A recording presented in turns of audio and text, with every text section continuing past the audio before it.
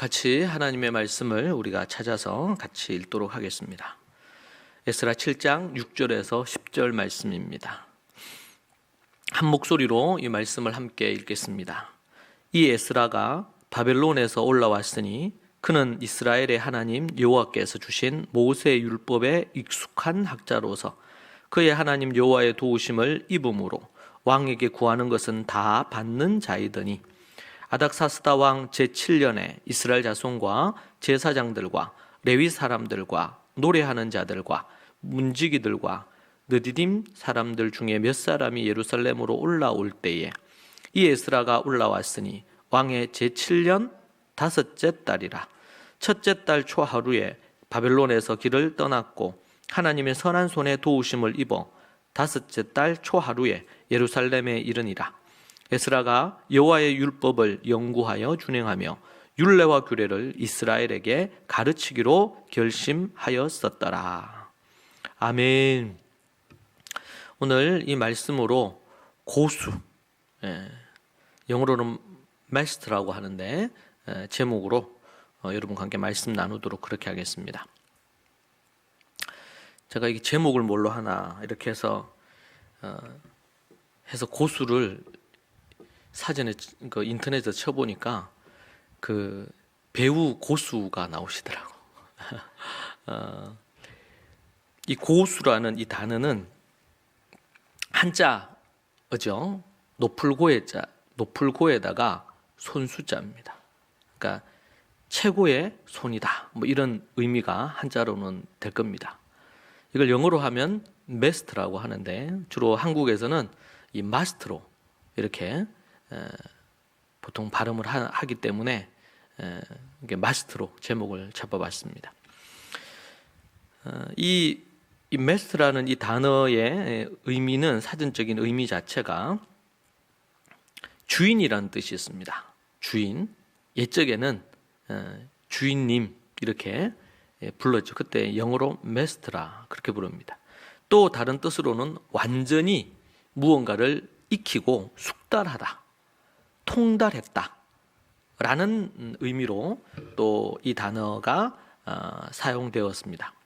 세 번째로는 감정적으로 억누른다, 이런 의미를 갖고 있다고 합니다. 뭐 여러 가지 더 의미가 있지만 대표적인 이 마스터의 뜻이 하나는 주인, 또 하나는 완전히 뭔가를 익히고 숙달한다, 그리고 감정을 억누른다, 이런 부분이 이런 뜻의 의미가 있습니다. 어떤 경지에 이른다라고 할 때 바로 그 부분의 끝부분에 붙는 것이 바로 어떤 마스터다, 그렇게 불려집니다. 어떤 두 번째로 봤던 의미, 어떤 기술이나 내용을 배워서 충분히 익힌 사람, 이런 의미를 갖고 있고, 그렇게 익혀서 그쪽 분야에서 최고의 경지에 오른 사람, 이런 부분입니다. 그래서 우리가 한 번씩 뉴스 보면 골프 대회나 뭐 이런 부분 할 때 마스터스 골프 뭐 이런 얘기를 하죠. 그가 마스터스가 됐다, 최고의 마스터다, 이렇게. 미국 조지아주에 열리는 국제 토너먼트 대회 이름이 이 마스터스 골프라고 이렇게 붙여져 있다고 합니다. 그리고 이제 학문을 하는 부분에 있어서도 석사를 표현할 때 마스터라고 표현을 합니다. 그것도 바로 그런 의미로 이제 석사 학위를 받으면 그 분야에 나름의 충분한 어떤 기술을 익히고 그 분야에서 탁월하다, 이렇게 인정해 주는 부분이 되겠죠. 이 마스터와 유사한 이런 단어가 이제 여러 가지가 있는데 전문가가 되다, 전문가라는 의미도 있고요.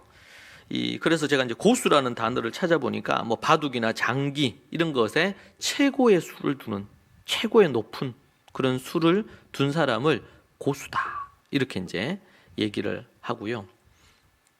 어떤 분야에서 집단에서 기술이나 능력이 최고로 뛰어난 사람, 그래서 좀 비슷한 의미로 소위 말해서 달인, 요즘 많이 사용하죠.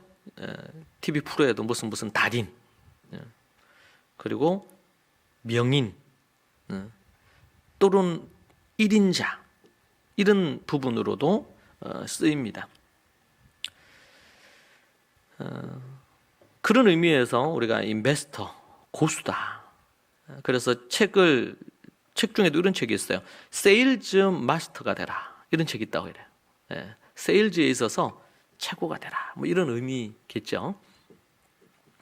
히브리어에도 이런 유사한 단어가 있을까요? 우리 얼마 전에 이제 우리 그 유대의 여호와의 절기로는 나팔절, 대속제일, 초막절이 지났는데 이 나팔절이라고 할 때 로시 하시나라고 합니다. 로시라는 이 단어가 머리라는 뜻입니다. 머리, 로시 하샤나. 이 이제 이스라엘에서는 이 나팔절이 한 해의 시작입니다.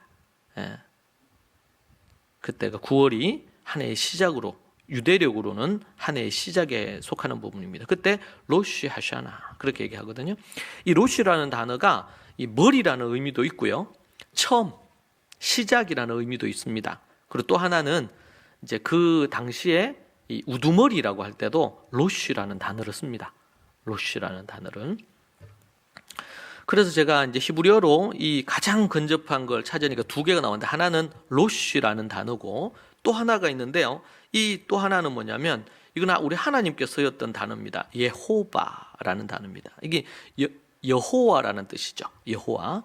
근데 이걸 히브리어로 예호바라고 그렇게 하는데, 이것은 뭐예요? 최고라는 뜻입니다. 로시하고 같은 의미인데 최고의 하나님.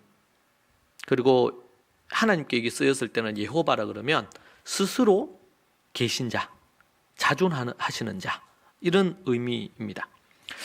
여러분, 오늘 본문을 보면 오늘 본문에 6절에 보니까 이 에스라가 바벨론에서 올라왔으니 그는 이스라엘의 하나님 여호와께서 주신 모세의 율법에, 이 토라라고 원어에는 되어 있습니다. 토라에 익숙한 학자로서 이렇게 나옵니다. 여기서 익숙하다는 이 단어가 이 메스터에 속합니다. 익숙하다.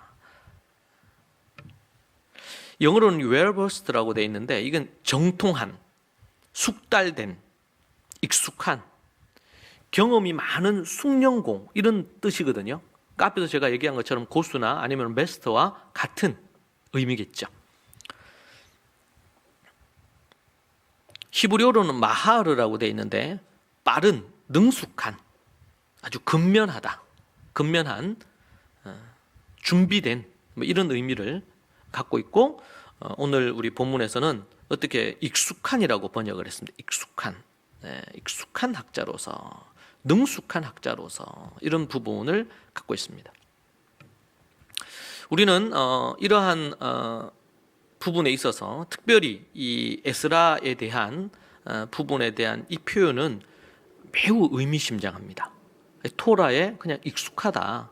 지금 이스라엘은 나라를 잃어버렸습니다. 나라가 망했습니다. 그래서 포로로 잡혀온 인물 중에 한 인물이 에스라고, 우리가 잘 아는 느헤미야로 포로로 잡혀와서 있었던 인물이죠. 그랬던 그가 이제는 이스라엘의 회복을 위해 기도하고, 그리고 또 이스라엘의 회복이 이루어지기를 갈망하면서 그가 서 있는데, 그가 학자요, 그가 제사장이다. 그랬던 그가 뭐예요? 토라에 익숙한 자였다. 토라의 마스터였다. 그렇게 얘기하고 있습니다. 이 토라의 마스터한 이 에스라로 인해서 이스라엘에 놀라운 일이 일어납니다.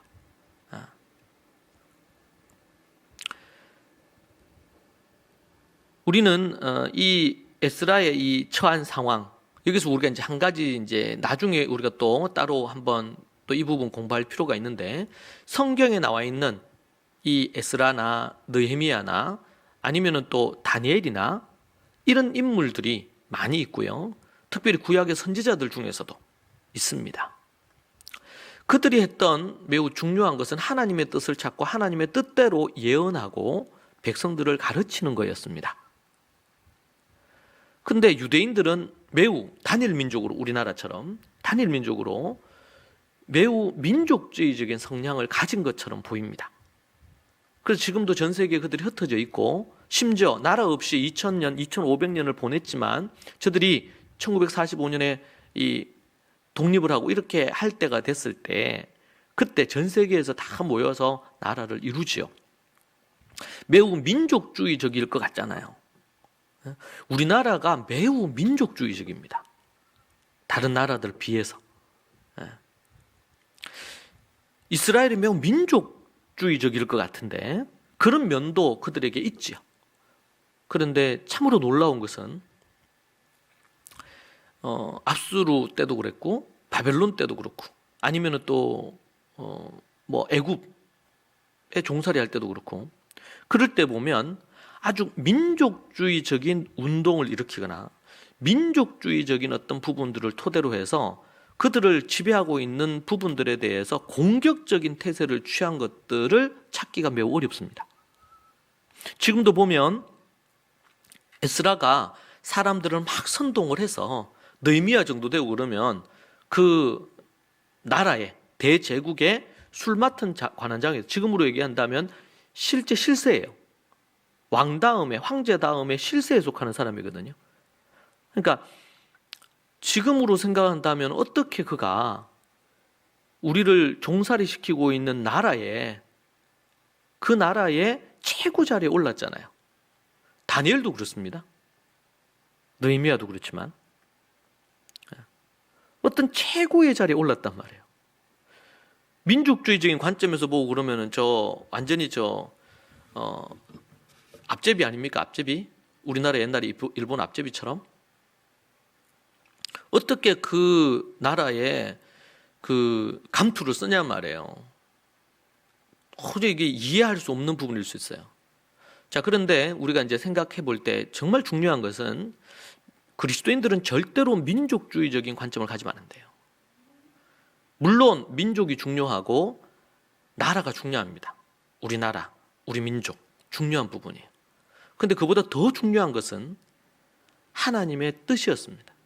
여러분, 이스라엘이 망하게 됐을 때 그 이스라엘을 망하게 허락하시니까 그 나라를 채찍으로 매로 사용하신 분이 누구시냐면 하나님입니다.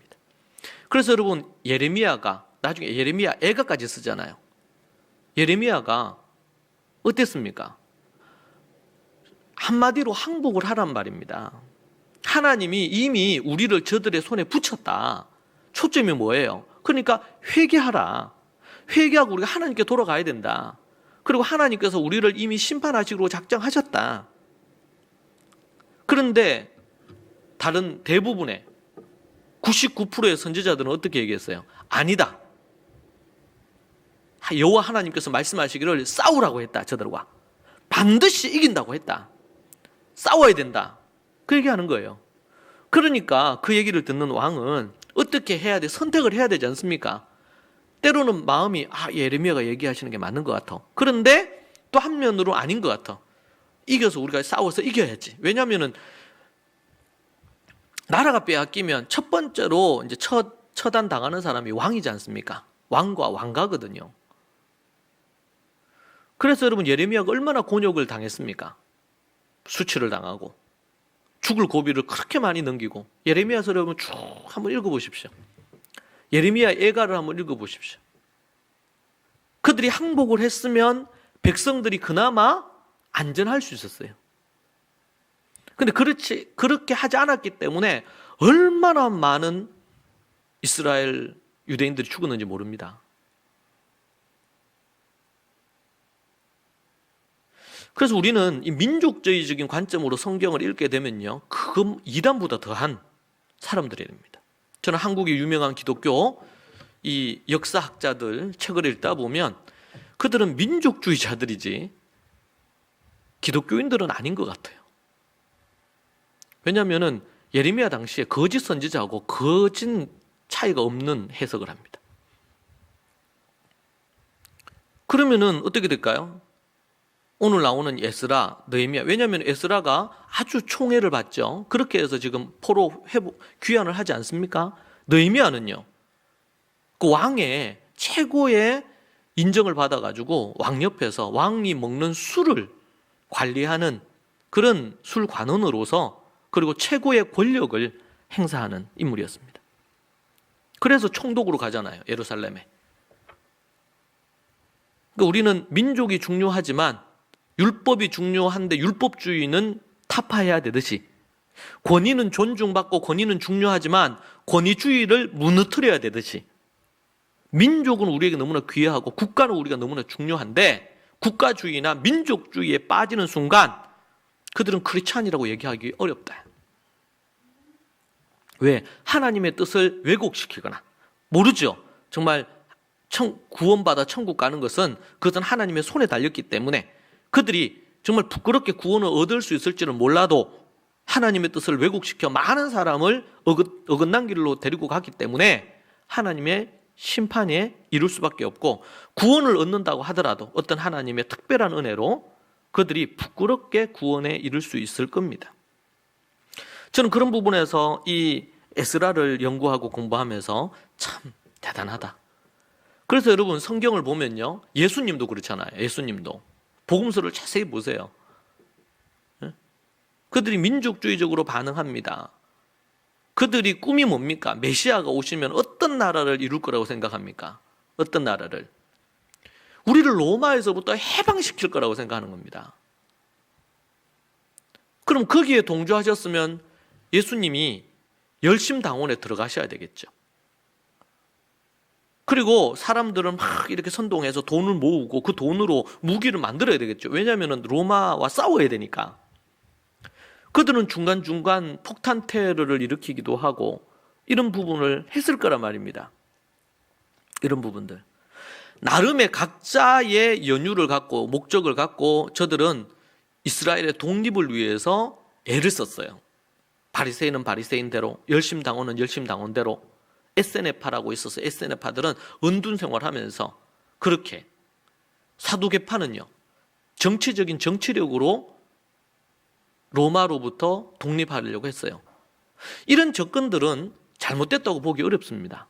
나름대로 목적이 있어요. 왜? 세상에서는 그런 부분으로 나름대로 하니까, 그런 부분으로 정치로 뭔가를 이루려고 하니까. 우리나라로 얘기한다면 독립투사들 아니겠습니까? 열심당원들은. 그들이 어떻게 해요? 불의와 잘못된 것을 향한 운동이었죠. 저는 그러한 부분들에 대한 것들을 폄하하거나 무시할 마음이 일체 없습니다.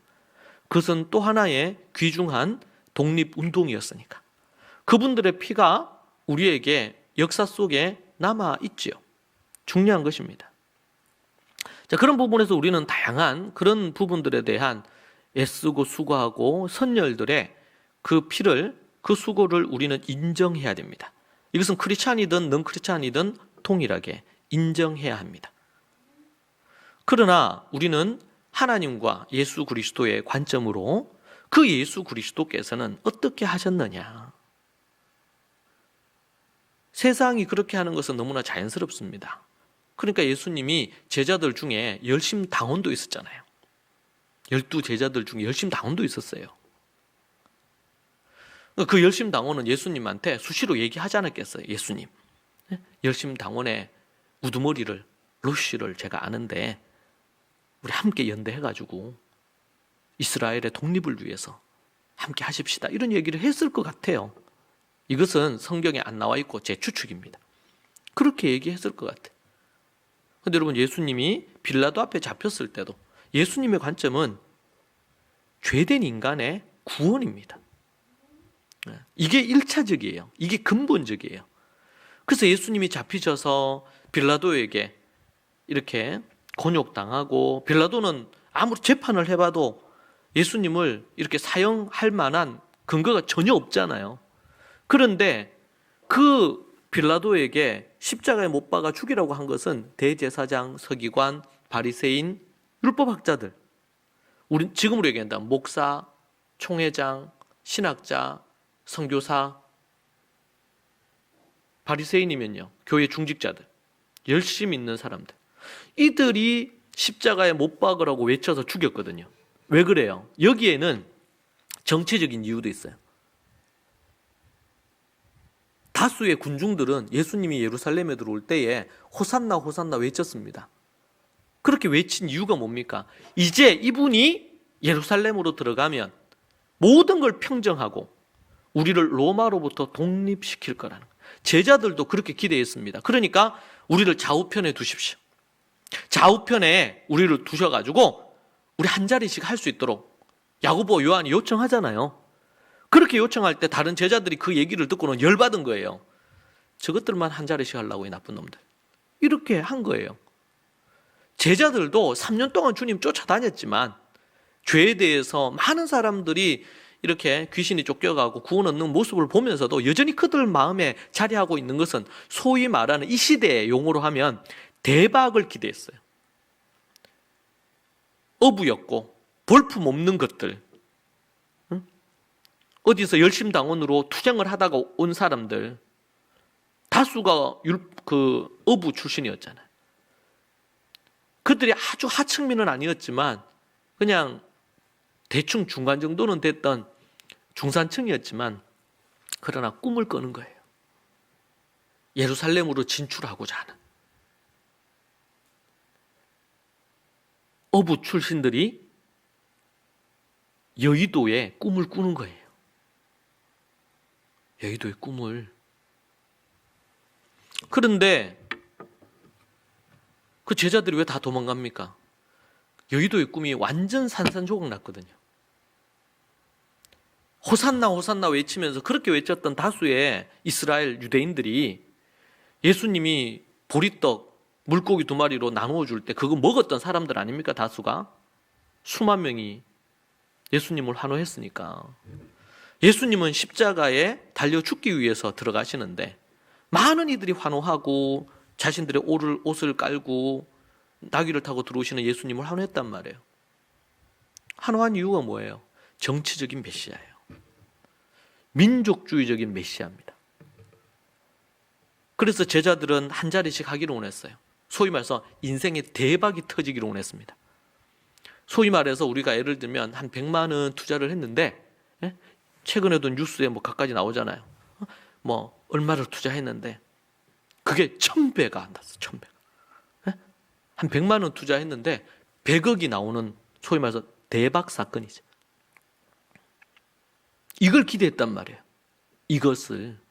그런데 예수님은 그게 아무런 제스처를 취하지 않아요.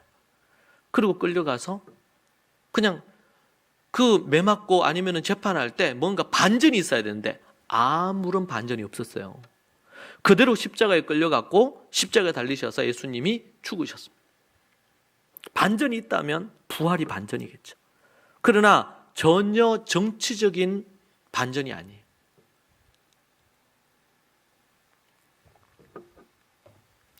그리고 예수님이 얘기하셨던 가장 인상적인 표현은 이겁니다. 네가 유대인이 왕이냐?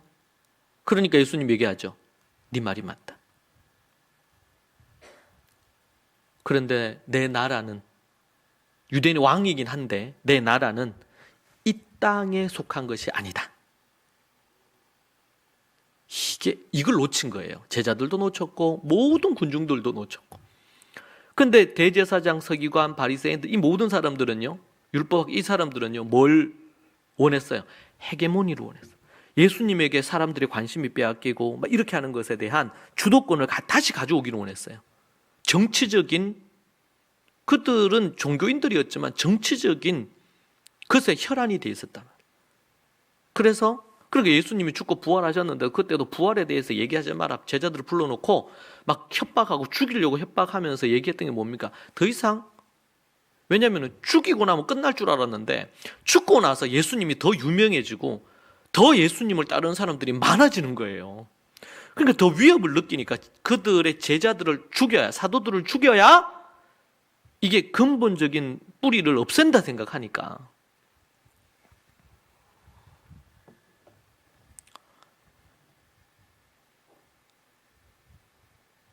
예수님이 말씀하신 것처럼 예수님의 나라, 하나님의 나라는요, 민족적으로, 정치적으로 예나 지금이나 똑같습니다. 예수님이 모세를 통해서 이스라엘이라는 나라를 가나안 땅에 건립하려고 하셨던 것도 그것은 나라 건립이나 목적, 정치적인 목적이 아닙니다. 그것은 하나의 지나가는 과정 속에 있고 목적은 뭡니까? 모든 열방의 빛이 되는 나라가 돼서 복음을 전하기 위한 목적이에요. 이사야서에 나오는 것처럼. 이것을 목적으로 두고 있어요. 그 과정 속에 국가라는 개념이 있었을 뿐입니다. 자, 그러니까 지금 이 시대에도 나라를, 국가를 하는 그런 부분이 해당되는 부분들이 이스라엘일 수는 있을지 모르겠어요. 그러나 이 땅에 어떠한 이 땅의 나라도 예수님이 얘기하신 것처럼 내 나라는 이 땅에 속한 것이 아닙니다. 그러면 예수님이 승천하시면서 얘기하셨을 거 아니에요. 너희들은 가서 모든 정치, 경제, 문화, 사회 모든 영역에 우두머리가 돼서 지배를 해라. 국가의 정치인으로서 최고의 권위를 갖고 지배를 해라. 그래서 나라를 하나님이 통치하는 나라가 되게 해라. 이렇게 얘기하시는 게 맞잖아요. 근데 그렇게 안 하고 뭐라고 하셨어요? 너희는 가서 모든 민족으로 제자를 삼아라. 아버지와 아들과 성령의 이름으로 침례를 베풀어라. 내가 너희에게 가르친 거, 분부한 거 다 가르쳐 지키게 하라. 그 속에 정치, 경제, 사회, 문화의 모든 영역의 주권을 인정하는, 주님 되심을 인정하는 것이 포함이 되어 있을 수는 있지만 그것이 목적은 아니다. 그것이 목적이 아니에요. 다니엘이 목적하는 바는 그 나라에서 자신이 최고의 왕 다음에 최고의 권력자로서 그 나라가 하나님의 통치 아래 이루어지는 것을 만들려고 한 그런 게 아니에요. 그게 아니잖아요. 왕의 조서가 찍혀져 있는, 인장이 찍혀져 있는 거기에 하나님께 기도하면 죽인다고 하는데도 불구하고 활짝 창문 열어놓고 소리 내서 기도하지 않습니까? 그가 원하는 거는 하나님을 온전히 섬기고 하나님의 뜻을 이루는 것인데 자신의 직업에 있어서 정치인이야. 그러면은요, 정치를 통해서 하나님의 뜻을 이루는 건데 그것이 소위 말해서 정치공학적으로 어떤 수를 써가지고 정치에서 뭔가를 이루는 것을 목표로 하는 게 아니란 말이에요. 심지어 내가 기도해서 잡혀서 죽어도 나는 기도하는 사람으로 서는 것이 원칙이지, 최고의 권력을 누리는 것이, 내가 최고의 권력을 가지면 이 땅을 온전히 그렇게 한다, 아닙니다. 이 착각하면 안 돼요, 크리스찬들이. 물론 여러분, 정치는 우리 인생에 너무 중요하기 때문에 정치적인 것에 관심을 갖고 정말 올바르게 정치하는지를 우리가 하고 필요하다는 목소리도 내야 됩니다. 왜냐하면 법을 만들면 그 법대로 모든 것이 집행이 되기 때문에, 그래서 잘못된 법, 크리스찬들은 크리스찬의 양심에 어긋난 법, 크리스찬 양심에 어긋난 정당, 어긋난 정책 취재할 수 없는 거죠. 그것은 그들의 신앙의 본질적인 것을 함께 담고 있어요. 문제는. 그러나 그것이 정치주의로 가면 안 돼. 정치가 모든 걸 해결하는 것처럼 결코 그렇지 않습니다. 우리가 지금 계시록 보고 있지만요, 이 종교와 교회와 정치와 기업이, 종교의 지금 대명사라고 할 수 있는 부분이 어떻게 보면은 바티칸일 수도 있겠죠. 그렇죠? 지금 제가 최근에 뉴스에 보니까 작년부터인가 그게 나왔다고 하던데 저는 최근에 봤거든요. 교회를 대표하는 교회, 바티칸과 그리고 또 이슬람 그리고 또 세 가지 정도 전 세계, 그래서 통합된 그 도시에 크게 빌딩, 큰 대형 빌딩이 있는데 하나는 교회, 하나는 이슬람 사원, 또 하나 뭐 이렇게 해가지고 세 개가 통합하는, 그게 내년 되면은 완공이 된답니다. 그래서 목적은 이제 평화예요. 종교 간에 그러한 다툼 없이 평화를 이루자. 그래서 이제 캐톨릭 교회를 대표하고 이슬람 부분, 그리고 하나는 유대교, 이렇게 해서 유대교의 큰 빌딩 하나, 교회의 큰 빌딩 하나, 이슬람의 큰 빌딩 하나, 그렇게 해가지고 통합을 하려고 하는 그런 움직임이 있어요. 그런 부분들 자체가. 교회죠. 그 교회가 뭐와 우리 계시록에 보면 강대국 정치 지도자와 연합을 해가지고 거기에 기업가들이 돈줄이죠.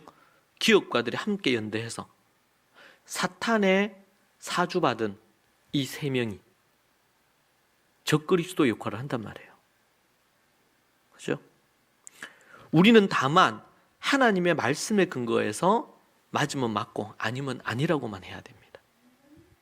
그리고 내가 그런 이 시대에 그런 부분들에 대한 분별력을 가져야 되고 또 더 나아가서 나는 하나님이 특별히 직업적으로 정치적인 어떤 부분에 더 그거 있다. 그러면은 정말 하나님의 뜻을 이루는 일을 위해 정치계에서 수고해야 되겠죠.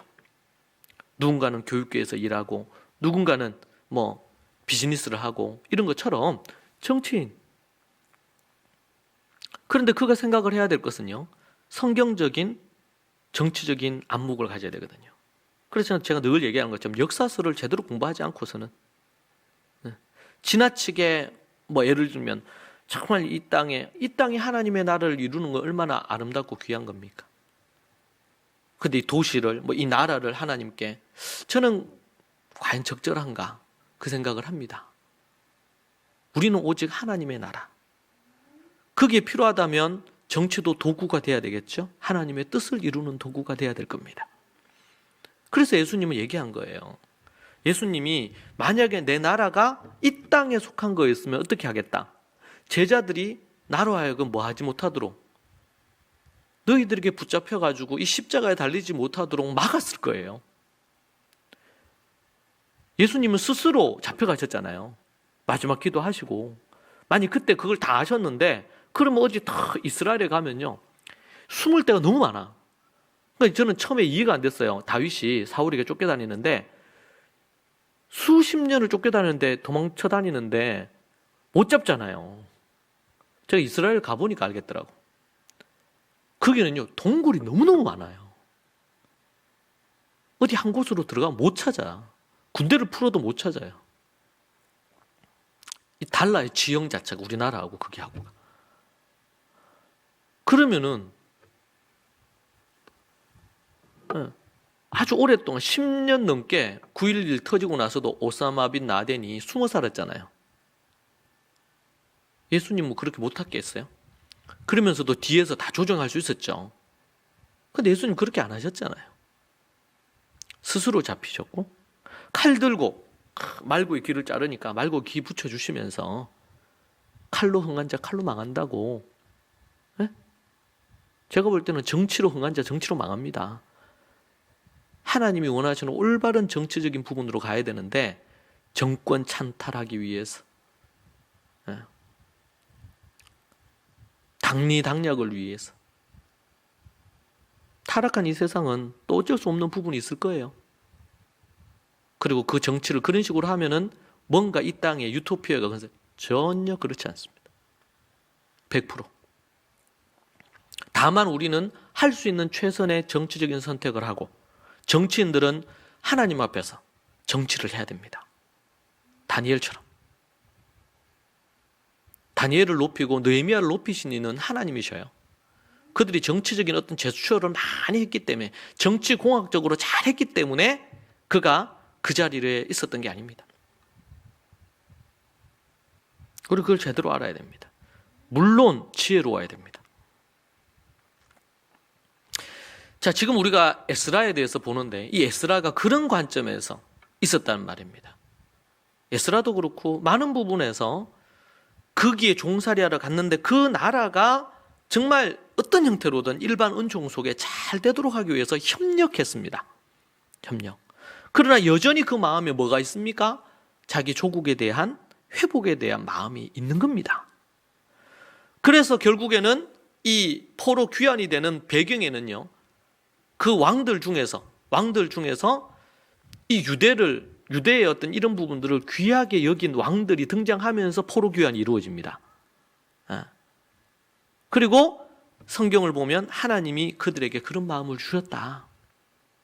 그런 마음을 주셨다. 결국에는 그 나라들이 악을 행하고 잔혹하고 나쁜 짓을 많이 했기 때문에 하나님이 그 나라를 망하게 하시지만 그러나 그 나라의 왕들 중에서 정말 좀 괜찮은 왕들을 통해서 이스라엘의 회복을 허락하셨어요. 왜? 지금은 이스라엘이 하나님 앞에 범죄한 것 때문에요, 하나님의 심판을 받고 있으니까. 그래서 종살이하고 있는 거 아닙니까? 이 나라들에 의해서. 이 또한 하나님의 큰 통치 아래 있는 것입니다. 그러니까 민족주의적인 입장으로 보면 에스라도 그렇고 느헤미야도 그렇고 그들은 그들의 앞제비의 부각을 한 것밖에 안 되지 않습니까? 근데 결코 그렇지 않거든요. 이건 뭘로 봐야 되느냐? 많은 사람들이 돌을 들어서 예수님 치는 거예요. 십자가에 못 박은 이유가 뭡니까? 왜 정치적인 영향력을 발휘하지 못하냐? 무능한 예수야. 이렇게 된 거거든요, 실제로는. 그 시대의 정황으로 보면. 근데 예수님은 거기에 관심이 없었어요. 뭐 100% 완전히 관심이 없는 것은 아니었지만 어디에 관심이 있으셨어요? 그분은? 그분의 나라에 관심이 있었습니다. 그분의 나라에. 이 말을 여러분 우리가 균형 있게 봐야 됩니다. 그 나라에 관심이 있다고 해서 우리가 살고 있는 이 땅에 대한 책임이 없느냐? 이건 아니죠. 시민으로서, 국민으로서, 또 만약에 정치적인 부분에서 일을 한다면 그런 부분에서 책임이 있습니다.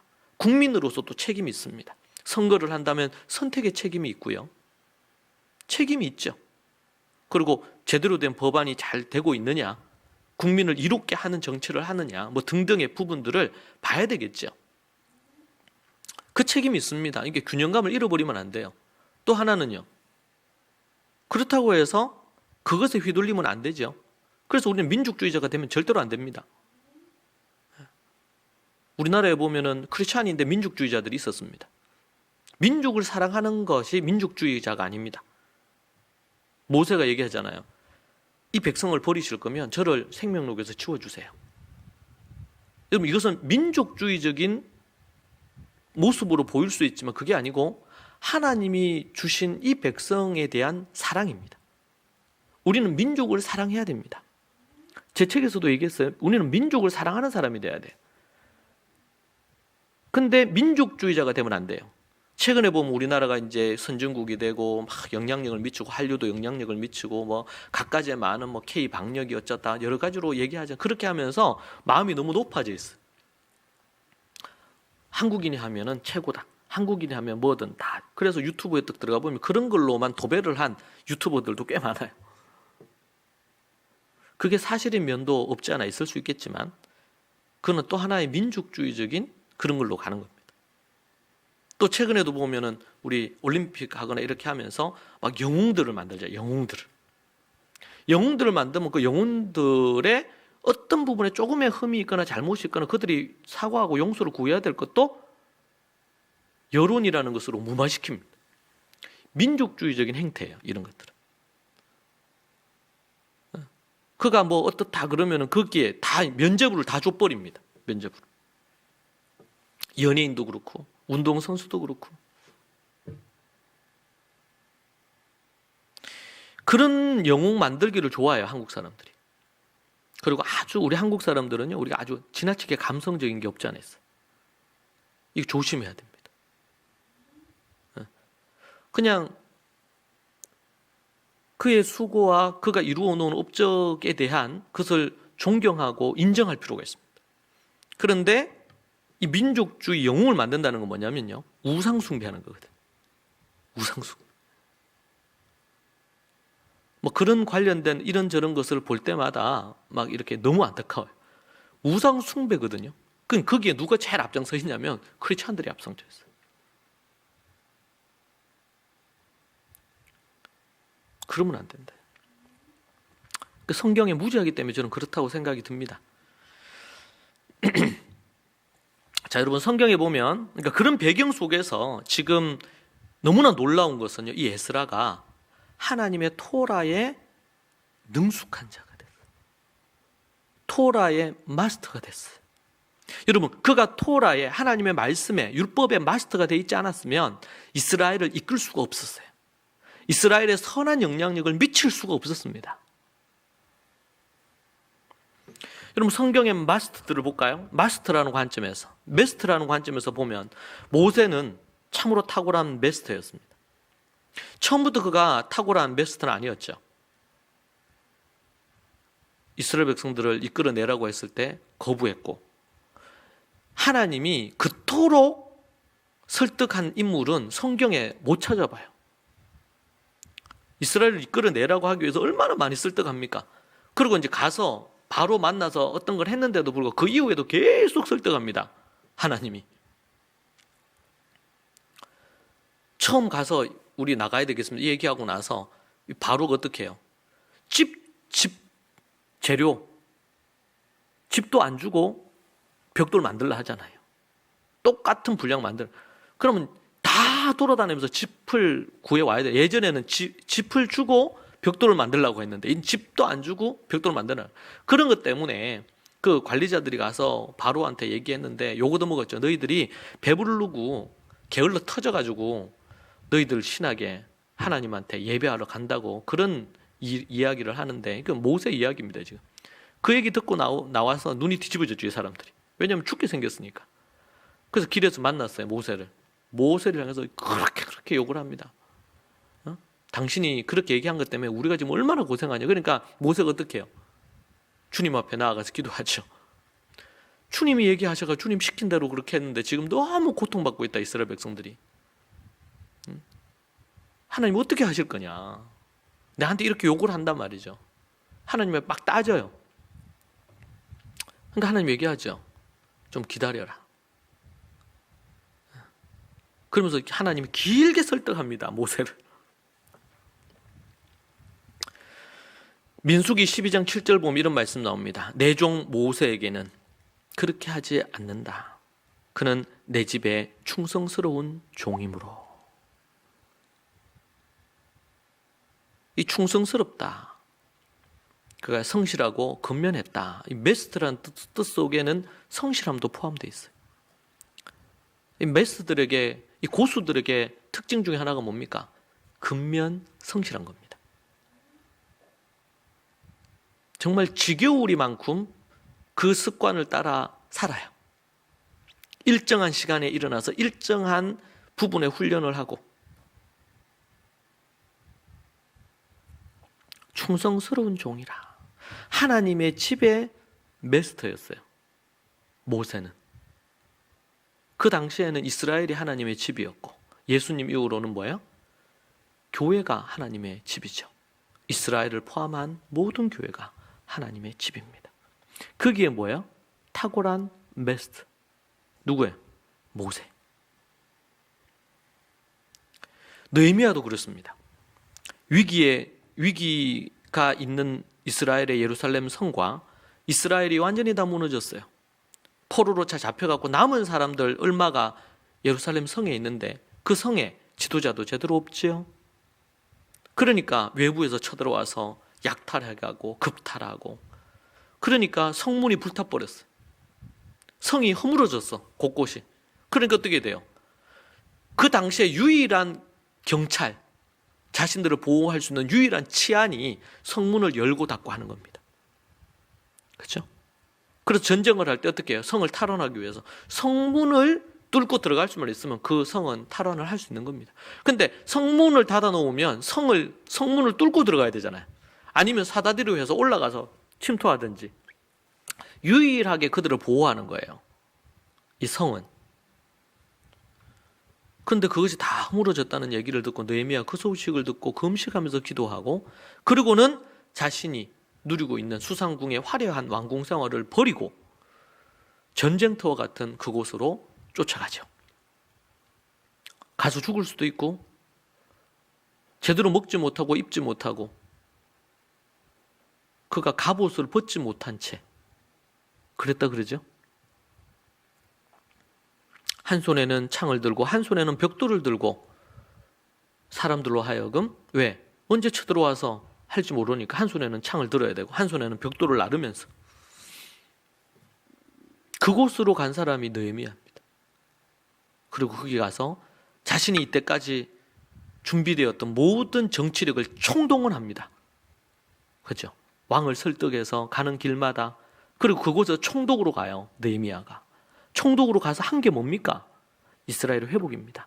분명히 이스라엘을 회복하면, 지금 속국인데 회복하면은 그 주변에 있는 산발락과 도비아가 얘기했죠.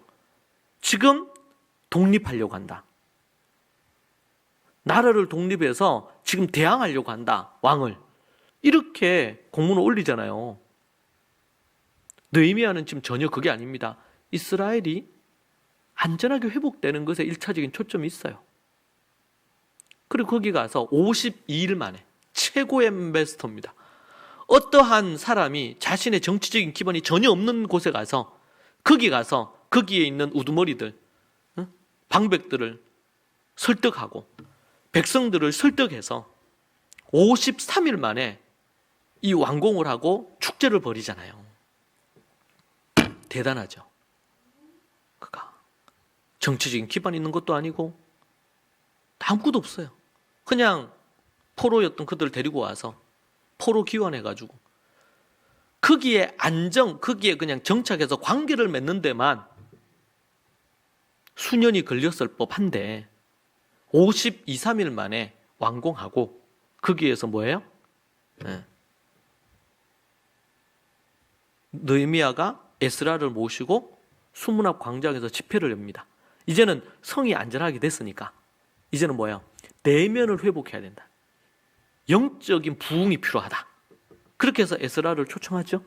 에스라를 초청해서 에스라와 더불어 함께 이스라엘의 회복을, 저들의 회개를 촉구하고 절기를 회복하고 하나님의 토라를 지켜 행하는 것에 힘을 씁니다. 대단합니다. 성경에 나타난 정말 최고의 메스터입니다. 느헤미야, 거기에 함께 에스라, 오늘 등장한 에스라. 하나님의 토라에 익숙했기 때문에 거짓 선지자, 거짓 율법학자, 거짓 대제사장의 역할이 아니라 하나님의 뜻만을 전하는 그런 역할을 하는 것이죠. 여러분, 우리는 메스트라 그러면, 아니면 고수다 그러면은 최고의 고수를 뜻하잖아요. 한 명만. 그러나 성경은 모두가 고수가 될 수 있다고 말합니다. 그냥 이 단어로 보면 고수는 한 명이어야 되겠죠. 그런데 성경에서는 이 고수, 최고가 여러 명이 될 수도 있다고 말합니다. 디모데후서 4장에 보면 이런 말씀 나옵니다. 디모데후서 4장, 바울의 마지막 편지인데요. 제가 읽어볼게요. 1절부터. 하나님 앞과 살아있는 자와 죽은 자를 심판하실 그리스도 예수 앞에서 그가 나타나실 것과 그의 날을 두고 엄히 명하노니 너는 말씀을 전파하라. 때를 얻든지 못 얻든지 항상 힘쓰라. 범사의 오래 참음과 가르침으로 경책하며 경계하며 권하라. 때가 이르리니 사람이 바른 교훈을 받지 아니하며 귀가 가려워서 자기의 사욕을 따를 스승을 많이 두고 또 그 귀를 진리에서 돌이켜 허탄한 이야기를 따르리라. 여러분, 이 시대도 그렇지 않습니까? 많은 사람들이 갈수록 더 그럴 겁니다. 이 유튜브가 발달을 하고 많은 사람들이 정말 많은 스승을 두고 많이 배우고 근데 자기의 사욕을 따르는 거예요. 그리고 진리에서 돌이켜 허탄한 이야기가 너무 넘쳐나. 5절에 보면 그러나 너는 모든 일에 신중하여 고난을 받으며, 바울이 지금 디모데에게 얘기합니다. 전도자의 일을 하며 내 직무를 다하라. 전제와 같이 내가 벌써 부어지고 나의 떠날 기약이 가까웠도다. 나는 선한 싸움을 싸우고 나의 달려갈 길을 마치고 믿음을 지켰으니 이제후로는 나를 위하여 의의 면류관이 예비되었으므로 주곧 의로우신 재판장이 그 날에 내게 주실 것이며 내게만 아니라 주의 나타나심을 사모하는 모든 자에게도 니라. 의의 면류관이 나에게도 주어지지만 주의 나타나심을 사모하는 모든 자에게 이 의의 면류관이 주어진다. 할렐루야. 너무 중요한 거예요. 나뿐만 아니라 모든 자에게, 모든 자가 받을 수 있다. 다르게 표현할까요? 오늘 설교의 제목으로 한다면 모두가 고수가 될 수 있다. 고수만 받는 거예요, 의의 면류관은. 그런데 세상에서는 1등만 기억해요. 1등만. 우리나라에서도 뭐 올림픽을 하거나 뭘 하거나 이렇게 하면 1등만 기억해. 2등, 3등 별로 안 기억해. 이건 아주 안 좋은 문화입니다. 안 좋은 문화. 올림픽이나 이럴 때도 우리나라에서 너무 지나친 경쟁 구도를 갖고 막 이렇게 하는 경우가 있어요. 그건 별로 안 좋아요. 그냥 스포츠는 스포츠야. 스포츠가 우상화된 시대 살고 있어요. 그러니까 거기에 목숨 걸고 막 싸우고 말이죠. 막 서로 어떤 경우에는 막 테러도 일으키고 그래요. 잘못된 거죠, 그런 것들. 1등만 자꾸 기억해요. 1등만. 정말 주님을 사모하는 그 사모함으로 각자의 부분에 있어서 최선으로 하나님 앞에 주의 나타나심을 사모하면서 믿음으로 그렇게 나아갔을 때 어떻게 해요? 그를 고수로, 메스트로 그렇게 하는 거예요. 바울은 디모데에게 또 이렇게 권합니다. 디모데후서 2장에서 보면요, 2장 1절부터 보면 이렇게 권하는 최고의 경기자가 되라 이렇게 얘기를 하는데요. 내 아들아, 그러므로 너는 그리스도 예수 안에 있는 은혜 가운데서 강하고 또 네가 많은 증인 앞에서 내게 들은 바를 충성된 사람들에게 부탁하라. 그들이 또 다른 사람들을 가르칠 수 있으리라. 너는 그리스도 예수의 좋은 병사로 나와 함께 고난을 받으라. 병사로 복무하는 자는 생활에 얽매이는 자가 하나도 없나니 이는 병사로 모집한 자를 기쁘게 하려 함이라. 경계하는 자가 법대로 경계하지 아니하면 승리자의 관을 얻지 못할 것이요. 여기서도 보세요. 메스터가 되어야 되는 어떤 메스터? 법대로 경계하는 선수가 되란 말이에요. 여기서 중요한 거는 1등을 하라 이 얘기를 하고 있지 않죠? 법대로 경기해서 골인해서 승리자의 관을 받을 수 있는 사람이 되라. 할렐루야. 그러니까 그리스도인들은 서로 시기하고 질투하고 어떤 자리 다툼해서는 안 돼요, 절대로. 한다는 건 뭡니까? 사단의 종로를 하고 있다는 증거입니다, 교회 안에서. 6번째는, 그러니까 6절에는요, 수고하는 농부가 곡식을 먼저 받는 것이 마땅하니라. 내가 말하는 것을 생각하여 보라. 주께서 범사에게 총명을 주시라. 수고하는 농부가 수고를 해요. 수고. 나름대로, 여러분, 근데 수고하는 농부가 열심히 먼저 애쓰고 수고하는 농부가 먼저 곡식을 받는 게 당연하죠. 그럴 뿐이란 말이에요. 그런데 수고한 모든 농부는 곡식을 받습니다. 주님의 사모하심을 기다리면서 그렇게 한 사람은 어떻게 해요? 어떻게 된다고? 의의 면류관을 몽땅 받는다고. 의의 면류관이 100개만 있어. 그러니까 100명에만 딱 주고 끝내는 게 아니에요. 우리 주님의 나라의 면류관은요, 누구에게나 다 줄 수 있어. 그러나 그 면류관을 받을 자격이 있는 자들에게는 다 줍니다. 오늘 바울이 뭐라 그랬어요? 내가 이제 전제로 부음을 받고 이제는 주님 앞에 설 날이 가깝다. 순교의 날이 가깝다. 나를 위해 우리 주님이 자신이 지난 날을 돌이켜볼 때에 주님이 나를 위해 의의 면류관을 준비할 거다. 그리고 우리가 그렇게 고백할 수 있어야 돼요. 내가 주님 앞에, 주님, 내가 최선을 다해서 달려왔습니다. 여전히 부족하고 연약한 거 있지만 바울이 그렇게 또 고백하잖아요. 나를 이 죄인을 충성되이 여기셔서 이방인의 사도로 불러주셨다. 바울은 이방인의 사도로 자격이 없어요. 100%. 어떻게 예수 믿는 자를 죽이고 그렇게 한 자, 감금하고 이렇게 한 자가 사도가 되냔 말이에요. 이건 말이 안 되는 겁니다. 전적인 하나님의 은혜라. 충성되이 여겨주셨다. 그래서 자신이 지금 이 디모데후서 이 마지막에 올 때까지 충성스럽게 나를 이끌어 주신 거예요. 그리고 본인이 충성스럽게 주님 앞에 충성을 다했어.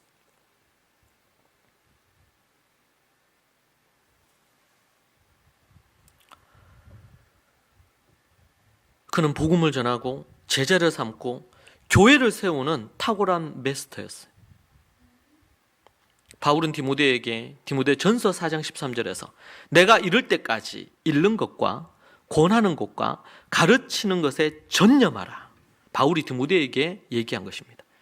내가 이제 만나기까지 먼저 보냈어요. 읽는 것과 권하는 것과 가르치는 것에 전념하라.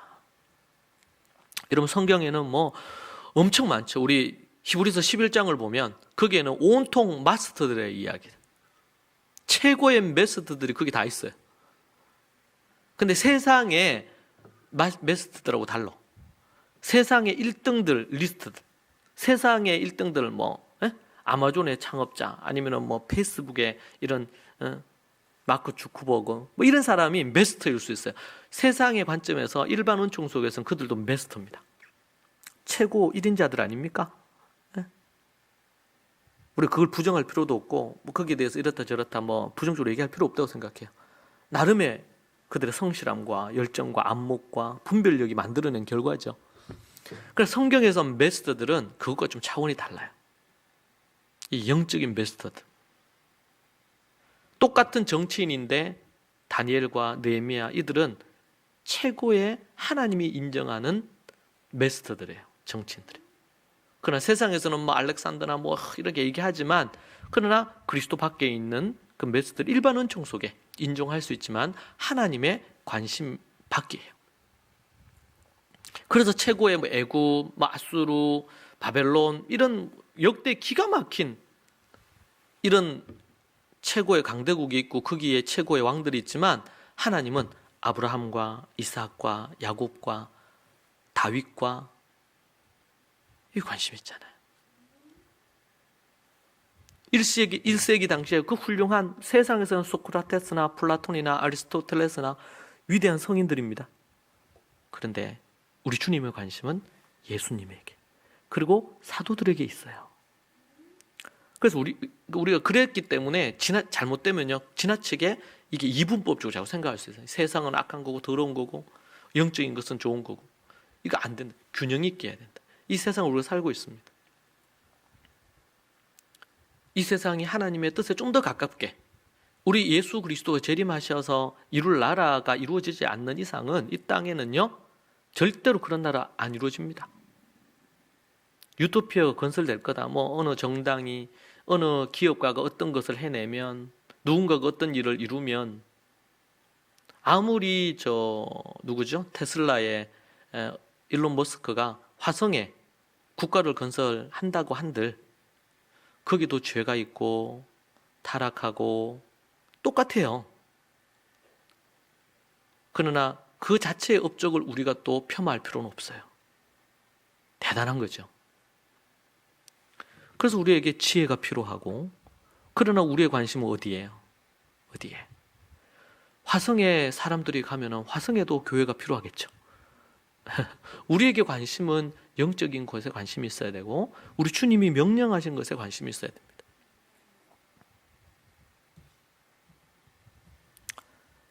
그래서 얘기한 거예요. 잃는 것과 권하는 것과 가르치는 것에 전념하라는 말이에요. 전념하라.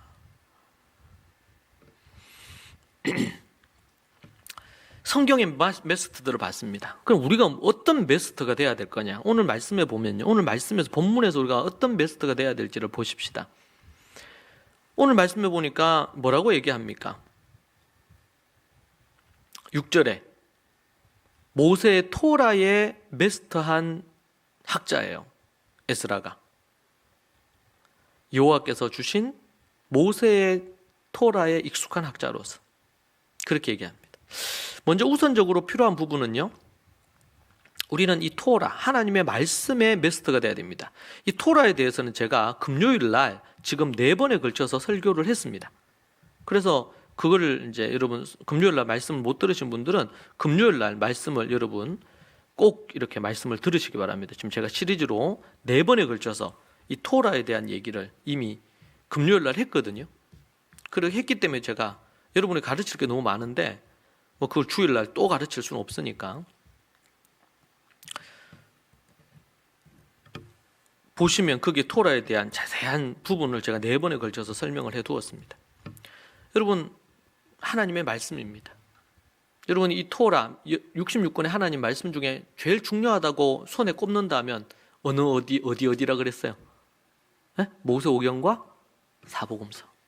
이게 원리, 기초에 해당됩니다. 건물에 얘기한다면. 틈날 때마다 여러분 거기 읽으셔야 됩니다. 기도하면서 읽어야 됩니다. 하야하고 그리고 다라쉬를 하십시오.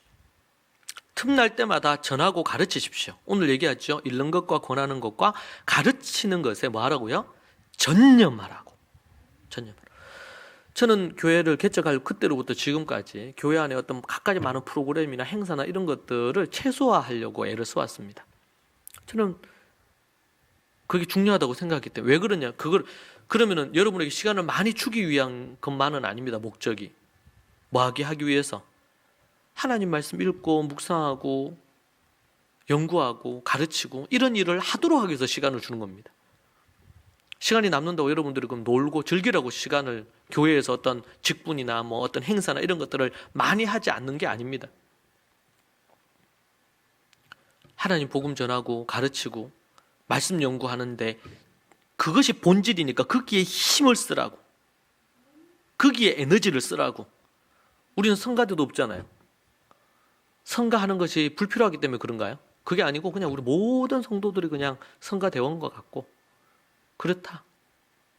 그래 찬양팀으로 구성하고 그냥 그렇게 하는 거예요. 성가대하고 주일학교 교사하는 것이 신앙의 어떤 행위가 아니다. 그걸로 신앙생활을 자꾸 대체하려고 그래요. 그게 아니야. 하나님 사랑하는 것, 하나님의 말씀을 읽고 거기에 전념하는 것, 그것을 전하고 가르치는 것, 그게 중요한 핵심이니까. 틈날 때마다 전해야 됩니다. 예수님 믿은 이후에 성경의 마스터가 돼야 됩니다. 잘 알고 삶에 적절히 잘 적용하고 능수능란해야 됩니다. 하나님의 말씀의 사람이라고 할 때 말씀의 사람은 곧 토라의 마스터가 되는 것입니다. 토라의 마스터가 되는 왕이자 제사장이라고 했잖아요. 성도들은 모두가. 목사나 어디 신학자가 왕이야 제사장이 아닙니다. 옛날에는 왕이 있었고 제사장이 있었어요. 이제는 왕정이 무너졌어요. 그렇죠? 지금 이 시대에도 왕이 있는 나라들도 있지만, 그러나 이제는 뭐야? 예수 그리스도를 믿는 교회 안에 있는 성도들 한 사람 한 사람이 왕이고 제사장이에요. 이제는 각자 하나님 앞에 나아갈 수 있어요. 기도할 수 있어요. 왕이요 제사장이 가장 중요한 게 뭐라고요? 하나님의 말씀, 토라를, 율법을 읽고 연구하고 가르치는 일이에요. 모든 성도들은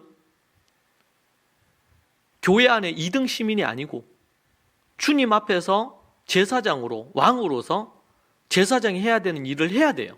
복음 전하는 일, 제자 삼는 일, 가르치는 일. 이거는 제사장이 원래 했던 일입니다. 제사장이. 그러니까 얘기하잖아요. 베드로가 너는 왕이고 제사장이다. 너희들은 제사장 역할을 해라. 목사만 제사장 역할을 하는 게 아니고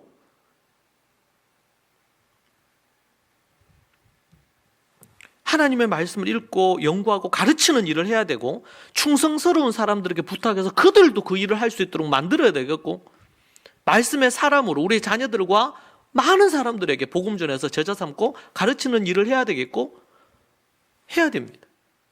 모든 이들에게 셀의 개척은, 소그룹 우리 셀을 개척하는 일은 사명이에요. 셀에 머물러서 그 셀 안에서 그냥 좋은 교제하고 그렇게 하려고 하면 안 된단 말이에요. 내가 복음을 전해서 셀을 개척할 수 있어야 돼요. 소그룹을 만들어낼 수 있어야 돼요.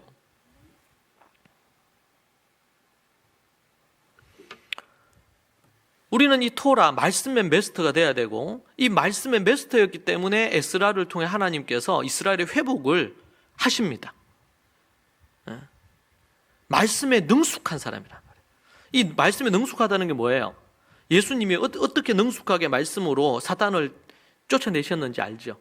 여러분, 예수님을 유혹하려고 왔잖아요. 시험하려고. 이 돌 떡이 되게 해라. 그러니까 예수님이 탁 하나님의 말씀으로, 신명기 말씀으로 탁 얘기하잖아요. 사람이 떡으로만 살 게 아니다. 그러니까 딱 쫓겨나잖아요. 하나님의 말씀에 능숙한, 예수님은 살아계신 토라니까. 그 마음에 그냥 소위 말해서 말씀의 토라의 화신이셔.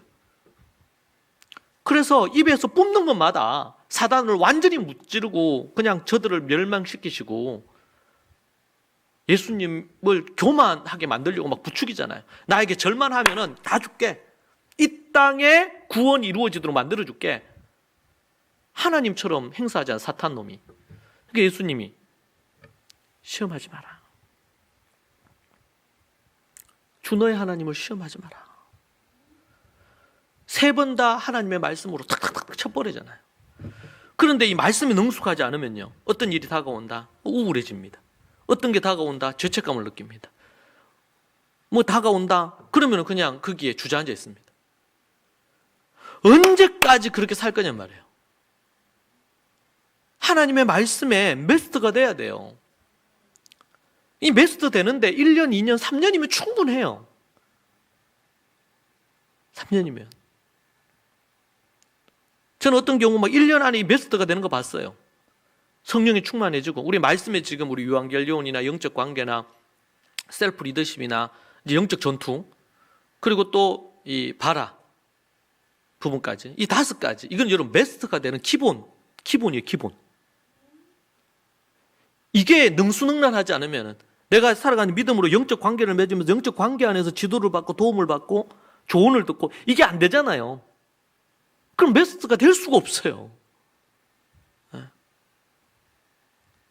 의존해본 사람이 누군가를 이끌어 줄 수 있어요. 셀프 리더십, 자기를 통제할 수 있는 힘이 없어. 자기의 감정도 못 다스리고 자기 생각도 못 다스리고. 제가 지금 그걸 잘 부족한 사람들을 책망하는 게 아니에요. 그런 매스터가 되기 위해서 믿음으로 도전해야 된단 말이에요. 도전하고 있지 않는 것이 책망 들을 일이에요. 믿은지 아니면 또 우리가 사역한지 뭐 이렇게 해가지고 5년, 10년이 지나가는데 여전히 셀에 머물러 있으면 안 되지. 복음 전해가지고 셀을 개척해야지. 누군가 가르칠 수 있는 사람이 돼야죠. 히브리서 6장 1절, 2절을 보면요, 두 번째 매스터 해야 될 것들이, 우리가 소위 그렇잖아요. 내가 이 책 마스터했다, 뭐 이런 얘기 하잖아요. 그런 것처럼 첫 번째 매스터 해야 될 게 토라, 말씀입니다. 두 번째 매스터 해야 될 것이 그 말씀 가운데 도의 초보를 매스터 해야 돼요. 히브리서 6장 1절과 2절을 봅시다. 그러므로 우리가 그리스도의 도의 초보를 버리고 죽은 행실을 회개함과 하나님께 대한 신앙과 침례들과 안수와 죽은 자의 부활과 영원한 심판에 관한 교훈의 틀을 다시 닦지 말고 완전한 대로 나아갈지니라. 믿고 나서 도의 초보를 마스터해야 돼요. 도의 초보를. 이 도의 초보가 뭔지를 구체적으로 얘기하죠. 뭡니까? 도의 초보는 버려야 돼요. 어린아이의 모습은 버려야 돼. 어른이 되는데도 아직까지 어린아이 짓을 하면 안 되죠. 밥을 먹는데 뭐 입으로 흘린다든지 말이지. 어린아이처럼 하면 안 돼요, 어른들이. 도의 초보를 버려야 돼요. 어떤 도예요? 죽은 행실을 회개함. 회개가 마스터가 돼야 돼요. 회개가 뭔지를 모르고 회개를 못했는데 종교생활하고 있어. 교회에서 집사도 하고 장로도 하고 목사도 해. 회개가 뭔지를 정의 내리거나 진정한 회개가 뭔지를 모르는 사람들이 제가 만나보면 정말 많아요. 두 번째, 하나님께 대한 신앙, 믿음이 뭔지. 믿음이 뭐냐 도대체. 믿음, 아만, 피스티스가 뭐냐. 이것에 대해서 개념이 정리가 안 돼 있는 거예요. 세 번째, 침례가 뭐냐. 내가 죽고 내가 다시 살아나는 침례, 부활의 의미가 뭐냐. 침례죠. 그 다음 안수. 그리고 죽은 자의 부활입니다. 이런 부활이 도의 초보예요. 우리가 글을 한다면 서론에 불과해요. 서론, 본론이 아닙니다. 부활은. 십자가와 부활은 우리가 끝까지 가는 거예요. 그러나 그것은 뭐야? 도의 초보. 본문에서 얘기하잖아요.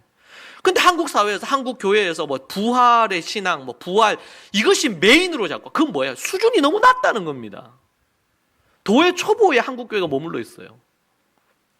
소위 말해서 내려놓음. 이거는 도의 초보지. 침례가 내가 죽는 거잖아요. 십자가잖아요.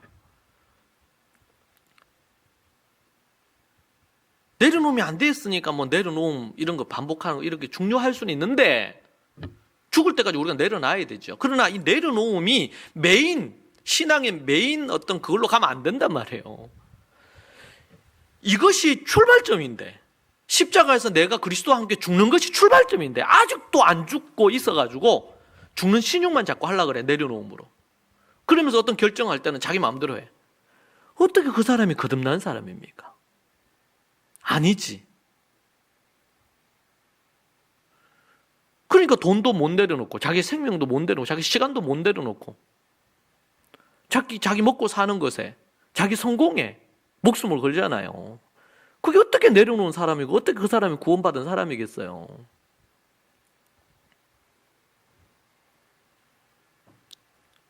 그 사람은 도의 초보의 출발점인 갈라디아서 2장 20절이 출발이 안 된 거예요. 이미 내가 그리스도 안 십자가에 못 박혔나니 그런즉 이제 내가 사는 게 내 안에 그리스도가 사시는 것이다. 이게 출발점이잖아요. 이게 출발점. 이 출발점을 토대로 해서 뭐 해야 됩니까? 완전한 대로 나아가야 된다고 하지 않습니까? 오늘 본문의 2절에 완전한 대로 나아가란 말이에요. 완전한 대로 나아가는 게 뭡니까? 믿음이 하나님 앞에서 아버지 어머니가 되고 어머니 아버지가 되고 또 뭐야? 남편과 아내가 되고 실제적인 삶에서 완전한 대로 나아가야죠. 더 나아가서 복음 전도자로 제자 삼는 사람으로 멘토로 교회 개척자로 교회 개척하기 전에 셀 개척자로 부활과 영원한 심판에 대한 영원한 심판 우리가 마지막 때 심판 관한 교훈의 털을 다시 닦지 말라 그러잖아요. 다시 닦지 말라. 제발 다시 닦지 마세요. 여러분 유한결론, 영적 관계, 셀프 리더십, 이걸 쭉 듣고요. 여러분의 마음에 이걸 매스터하세요. 매스터하고 나면은 그냥 한 번씩 1년에 한 번씩 보세요. 한 번씩. 그리고는 이제는 뭐예요? 완전한 대로 계속 나가야 된다. 완전한 대로. 도의 초보에 머물러 있어. 이건 뭐라 그랬어요? 버리라. 이 버려야 될 거야. 이거는 내 몸에 익숙해지고 나서 이건 버려야 돼. 더 이상 거기에 머물면 안 돼. 이게 기본이 돼야 돼. 기본. 부활이 기본, 회개가 기본, 침례가 기본. 기본이지, 기본. 근데 10년째, 20년째 이 기본이 도의 초보가 안 돼 있는 경우가 있단 말이에요.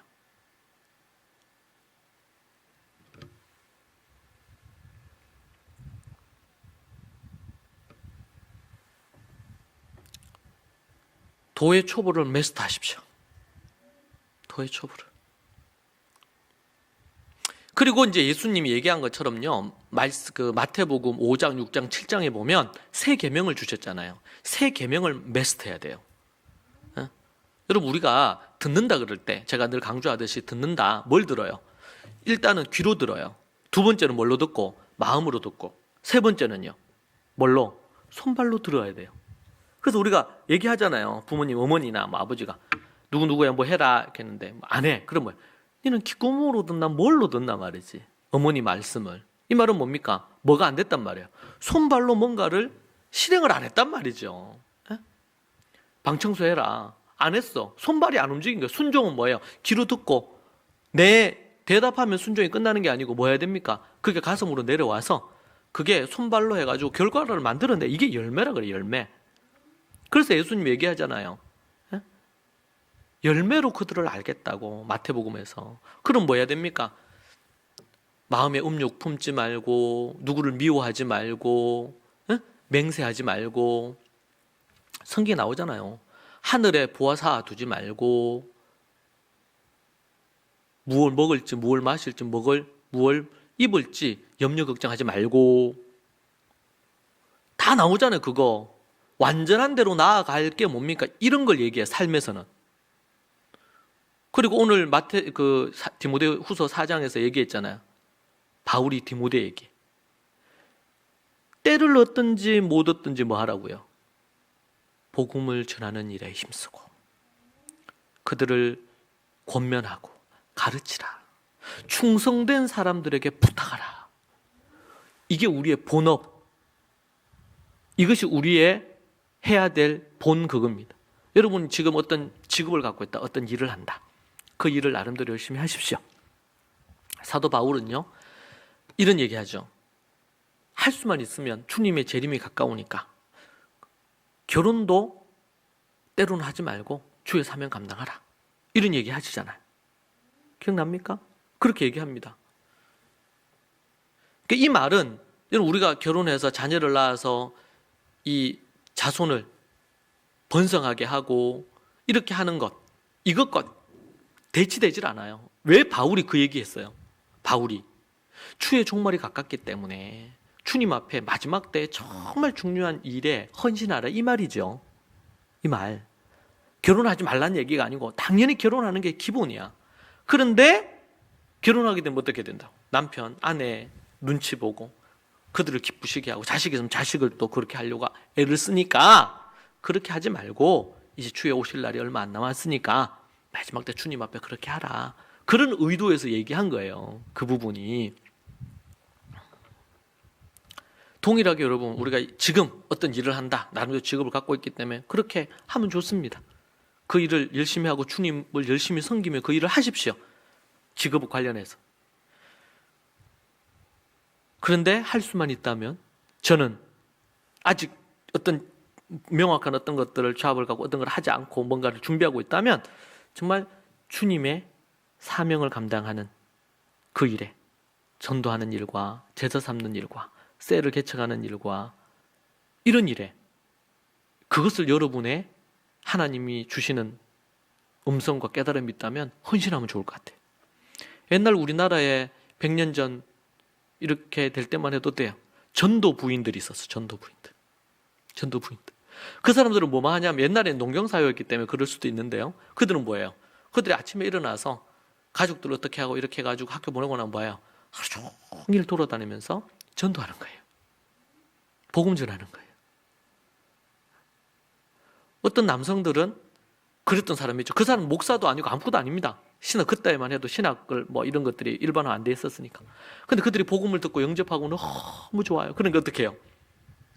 그들이 최소한의 어떤 이런저런 부분의 벌이를 하고는 복음 전하는 일에 힘쓰는 거예요. 권서라는 이름이 있었어요. 그 사람은 뭐냐면 가는 곳곳마다 성경을 전해주고 그때는 성경을 쉽게 살 수가 없었으니까 쪽복음, 요한복음 이런 성경을 전해주면서 복음 전하는 사람, 권서인들. 복음을 이게 성경책을 나눠주는 거예요. 그러면서 그들에게 복음 전하고 예수님 믿고 그러면 또 가르치고 또 얘기해서 침례 세례 받을 수 있도록 도와주고 그러면서 교회를 개척. 누구와 같았냐면 빌립과 같은 빌립 집사님과 같은 사람이었죠. 여러분 이 마지막 때 우리 종말 때 정말 그게 절실히 필요하지 않을까요? 그 일이 세상에 어떤 돈을 많이 버는 일보다 하찮은 일일까요? 저는 전혀 그렇지 않다고 생각합니다. 할 수만 있다면 그렇게 하십시오. 할 수만 있다면. 얼마나 귀한 일이에요. 그리고 얼마나 재미있는 일입니까? 즐거운 일이고. 그래서 저는 우리 교회 성도들이 그런 부분을 아직 예를 들면 제가 예전에도 자매들 일하는 거에 대해서도 제가 권했지만 좋아요. 괜찮아요. 근데 최소한의 필요한 부분 일을 하고 만약에 그런 부분에 에너지를 쓴다면 얼마나 좋을까. 저는 그렇게 생각합니다. 그리고 아직까지 그런 부분이 명확하지 않다. 그런 사람들은요. 그런 일에 헌신하면 돼요. 만약 그런 것에 관심이 있고 원하는 사람은 저한테 꼭 얘기해 주세요. 어떻게 해야 될지 제가 프로세스를 얘기해 줄 테니까. 그리고 또 만약에 내가 어떤 부분이 된다면 요즘 그런 얘기 많이 하잖아요. 경제적 독립을 이루자. 그죠? 경제적 독립을 이루자. 일찍 경제적 독립을 위해서 이번 주에도 제가 무슨 기사를 찾다 보니까 그런 거 있더라고요. 30대인데 은퇴한대. 나이 40인데 부부가 한 5년 동안 막 빡시게 막 되게 돈 모으고 이렇게 해가지고 은퇴를 한대. 돈을 모았는데 보니까 한 3억 정도 4억 정도 모았대요. 그러니까 이걸 갖고 잘 투자하고 이렇게 해가지고 시간에 자신들은 그렇다고 해서 일을 안 하는 건 아니고 자기가 어떤 걸 한대. 세상에서 요즘 그게 붐이죠. 파이어족이라 그래가지고 30대 40대 일찍 은퇴하는 이런 부분입니다. 이게 이제 논란들도 있고 말도 있고 이렇게 한데요. 그런 부분들을 합니다. 그러니까 거기에는 장단점이 있어요. 장단점이 있어요. 근데 우리 그리스도인들은요. 어느 정도 어떻게 되고 나면 정말 주님 앞에서 자기가 하던 어떤 그 조합을 내려놓고 주님 복음을 위해서 헌신할 수 있지 않겠습니까? 인생 2막이죠. 인생 1막을 마무리하고 2막으로 주님을 위해서 그렇게 우리가 하나님 앞에 헌신할 수도 있고 주님의 부르심이 있어야 되겠지만 그러나 복음을 전하고 제자 삼고 셀을 개척하고 교회를 세우고 이런 것은요. 이것은 주님의 부름의 문제가 아니고 모든 그리스도인들이 해야 될 일이에요. 여러분, 스데반 집사님, 빌립 집사님이 한 일이 그것이 하나님의 특별한 소명을 받아서 그렇게 한 겁니까? 제자니까 당연히 그렇게 하는 겁니다. 당연히. 그 물어볼 필요도 없어요, 하나님께. 당연히 해야 되는 일이에요. 마지막 때에 정말 지혜로운 자는, 그리고 많은 사람을 의로운 곳으로 이끈 사람은 하늘의 별과 같이 빛나지 않겠습니까? 하늘의 별과 같이 빛난단 말이에요. 우리에게 어떤 직업을 갖고 있던 복음을 전하고 제자 삼는 것이 우리의 본업입니다. 더 나아가서 어느 때가 되면 그런 부분들에 대해서 좀 자유롭게, 경제적으로도 그렇고 그렇게 된다면 정말 그런 부분에 있어서 온전히 그 일을 감당할 수 있으면 더 좋겠죠. 그래서 정말 고통받는 사람들, 신음하는 사람들, 희망이 없는 사람들, 복음 없어서 좌절하는 사람들에게 복음 전하고, 그들이 영접하고 믿고 나오는 것은 그들의 선택이에요. 그러나 우리가 복음 전하고 그들을 격려하고 그리스도의 제자로 삼는 것, 여러분, 우리가 해야 될 너무나 중요한 사명인 줄로 믿습니다. 하나님 앞에서 정말 그렇게 우리 모두가 서고 쓰임 받기를 소망합니다. 그래서 히브리서 6장에 보면 5장 끝부분에요, 너희들이 언제까지 젖이나 먹고 어린아이가 될 거냐 이렇게 얘기를 하죠. 너희가 이미 선생이 돼야 된다. 5장 12절에 때가 오래되었으므로 너희가 마땅히 선생이 되었을 터인데 아직까지 말씀의 초보에, 도의 초보에 머물러 있다고 이 얘기를 하거든요. 그리고 나서는 6장 1절에서 도의 초보 얘기를 해요. 그리고 나서 그 뒤에 이제 나오는 게 뭡니까? 주님의 사명을 감당하는 자가 되라는 거예요. 도의 초보에 머물러 있지 말고 선생이 되라는 메시지예요. 5장 끝부분과 6장 12절까지 내용이 선생이 되라. 너희 이미 선생이 돼야 되는데 아직까지 도의 초보에 머물러 있다, 이 얘기하는 거거든요. 사랑하는 여러분, 우리가 그리스도 안에서 마스터가 되십시다. 우리 옆에 분들에게 인사하시죠. 마스터가 되십시다. 우리 가족들끼리도 인사하세요. 마스터가 되십시다. 정말 하나님 앞에서 여러분 토라의 마스터가 되시고 또 복음 전도자로 제자 삼는, 셀을 개척하고 교회 개척하는 마스터가 되십시오. 틈만 나면, 할 수만 있으면 말씀을 읽고 그 말씀에 창념하고 가르치는 일에 힘쓰고 복음 전하고 제자 삼고 그리고 셀을 개척하고 이렇게 하는 일에 마스터가 되십시오. 그렇게 할 때 하나님께서 여러분을 이 마지막 때 귀하게 쓰실 줄로 믿습니다. 기도하십시다. 하나님 아버지, 감사합니다. 우리 믿음의 모든 식구들이 하나님이 기뻐하시는 그러한 마스터, 고수가 될 수 있도록 도와주옵소서. 세상에 이 고수가 되는 것도 참으로 좋은 일인데 주님이 기뻐하시고 마지막 때에 착하고 충성되다, 나와 함께 이 땅을, 고을을 다스리자, 이런 말을 들을 수 있는 주님의 최고의 마스터가 되게 하여 주옵소서. 그리하여 주님이 기뻐하시는 인생 되기를 원합니다. 예수님 이름으로 기도합니다. 아멘.